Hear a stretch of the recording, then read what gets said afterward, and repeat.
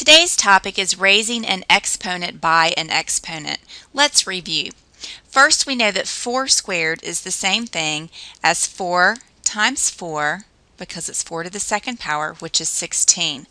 Now, having 4 inside parentheses lets me know I'm squaring everything that's inside the parentheses. In the next example, we have negative 4 squared. That means that I am squaring everything inside the parentheses. So that means negative 4 times negative 4, which is also 16. In the next problem, I'm taking whatever's in the parentheses to the 4th power, multiplying it 4 times. So that's a times a times a times a, which is just a to the 4th. And in the next problem, I'm taking whatever's in the parentheses and I'm multiplying it 4 times. Now, we know that a negative multiplied an even number of times equals positive. So this is actually a to the 4th. Now, in the next problem, we have negative a to the 4th, and we're not raising everything in parentheses. In other words, it's not like this as in the problem before. So what this means is that we're taking a to the 4th power, but we're not taking the negative to the 4th power. So in this problem, this means the opposite of a to the 4th. So it actually means this, the opposite of a multiplied 4 times, which is negative a to the 4th. So you can't really rewrite that any other way, but we need to understand what it means.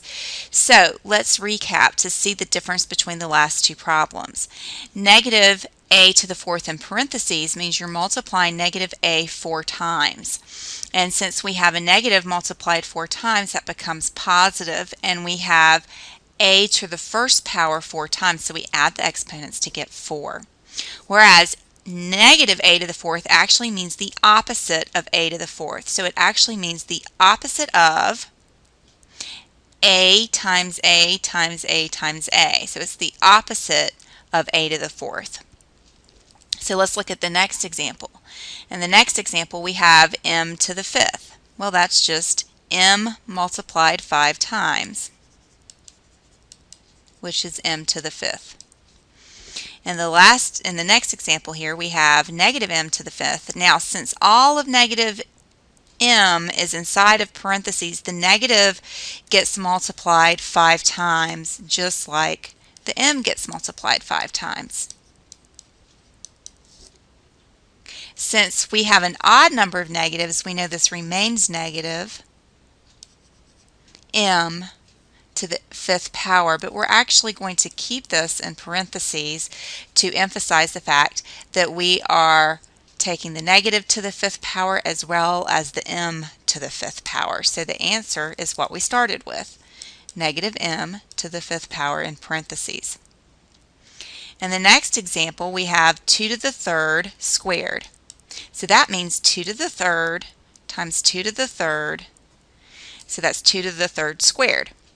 Now, based on what you've learned previously, what do you think this will equal, or what exponent do you think we will have? The exponent we end up with on the base of 2 is 6, because you add 3 plus 3 to get 6. We know that altogether, this is actually 6 2's.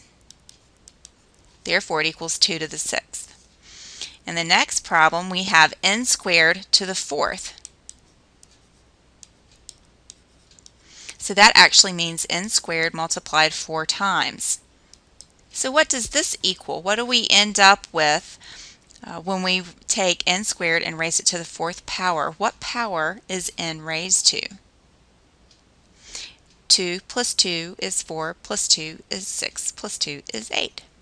So it's n to the 8th. Now, we're not going to want to have to write out this in-between step each time, like we did in each of these last two problems. So there's a faster way to figure out our answer. Do you see a pattern that we could use when looking at the exponents? And this is the example of something raised to an exponent and then all of that being raised to another exponent, or an exponent raised to an exponent. Well, notice we have a 3 and a 2 here, and we end up with 2 to the 6th. Notice we have a 2 and a 4 in the next problem, and we end up with an 8. So what do you think you actually do for your shortcut? What operation? multiply. 3 times 2 is 6, 2 times 4 is 8. So here's your rule. Anything to the m power raised to the n power equals that base raised to the m times n power. In other words, when a base is raised to an exponent and all that is raised to another exponent, multiply the exponents. So you try this one. What do you think 4 to the 5th to the 7th equals? Don't multiply it all the way out. Just tell me what exponent we'd have on the base of 4. If you said 4 to the 35th power, you are correct because the exponents are multiplied times each other. Or another way to understand it, where this rule comes from, is we have 4 to the 5th 7 times being multiplied. So you end up with 4 to the 35th.